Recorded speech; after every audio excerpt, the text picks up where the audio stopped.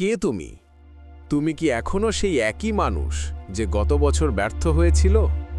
তুমি কি এখনো সেই অজুহাত দিচ্ছ যা তোমাকে 1 ইঞ্চিও সামনে যেতে দেয়নি? তুমি কি তোমার আরামের জীবনটা ভেঙে ফেলতে প্রস্তুত? না হলে এই ভিডিও বন্ধ করো এখনই, কারণ আমি তোমাকে এমন এক সত্য বলতে যাচ্ছি যা শুনে তোমার ভেতরের ঘুমন্ত মানুষটা কেঁপে উঠবে। এই পৃথিবীতে 2 ধরনের মানুষ আছে। একজন ভাবে জীবন আপনা আপনি বদলে যাবে, আরেকজন জানে জীবনকে বদলে দিতে হয়। তুমি কোন দলে? তুমি কি ভাবছো একদিন সকালে ঘুম থেকে উঠে দেখবে ব্যাংক অ্যাকাউন্ট ভরে গেছে, স্বপ্ন পূরণ হয়ে গেছে? না, এটা কোনো রূপকথা নয়, এটা বাস্তব।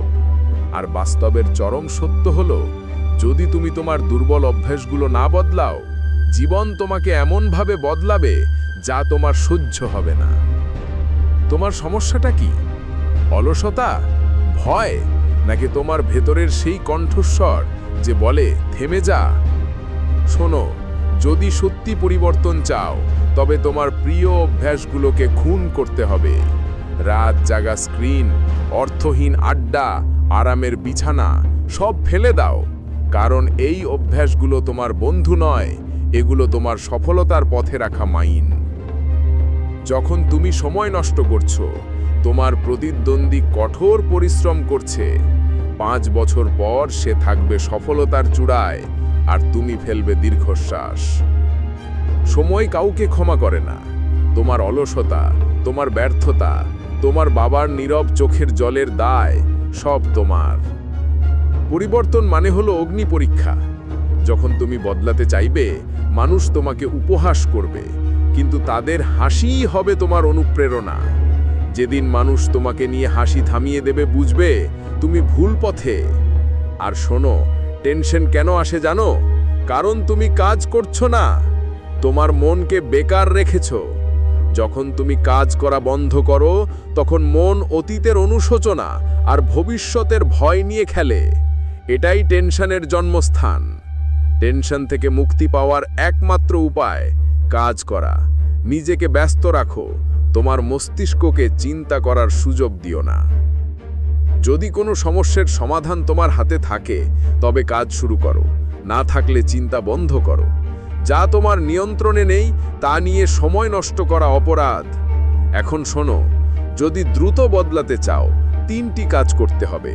প্রথমত, তোমার পুরনো পরিচয়কে কবর দাও।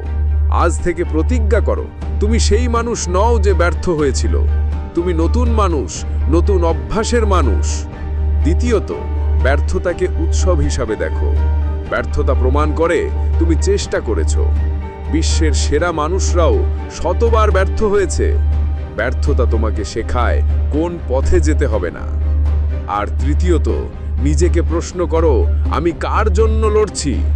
যখন মন বলবে আজ একটু ঘুমাই, চোখ বন্ধ করে বাবা মায়ের মুখটা দেখো, তোমার স্বপ্নের ছবিটা দেখো। তুমি কি তাদের মুখে হাসি দেখতে চাও না? তাহলে উঠে দাঁড়াও, চেষ্টা করো, কারণ চাপ মানেই তুমি জীবিত। তুমি লড়ছো। তোমার হাতে সময় খুব কম। আজই বদলে যাও, কারণ কাল হয়তো দেরি হয়ে যাবে। যদি এই কথাগুলো তোমার ভেতরের আগুন জ্বালিয়ে দেয়, তবে এখনই কমেন্টে লেখো, আগুন, বদলে যাব, আজ থেকে পুরনো আমি শেষ। আর হ্যাঁ, ভিডিওটা লাইক দাও। তোমার সেই প্রিয় বন্ধুটাকে শেয়ার করো যার জীবনে পরিবর্তন দরকার।